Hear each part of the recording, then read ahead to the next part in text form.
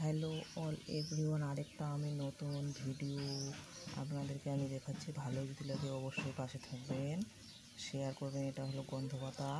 এখানে আমি কী দিয়েছি, লবণ, হলুদ, তারপর গন্ধপাতা। এখানে হচ্ছে চালের গুঁড়া নিছি, লঙ্কা নিছি, আদা, গোলমরিচ দিয়ে পকোড়াটা বানাবো। এটাকে সব মিলে এখন মিশ করে ভাজিয়ে নেব পকোড়াটা।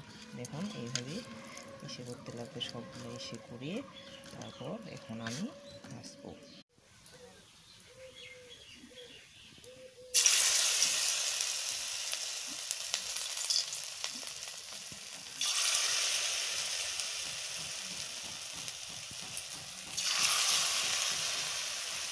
এখন আমি এটা ভাজতেছি। এই পকোড়াগুলো একটু দেখতে কিন্তু কালো হবে, খাইতে টেস্টি আছে। এটা খুব উপকারী, সবাই খেতে পারে।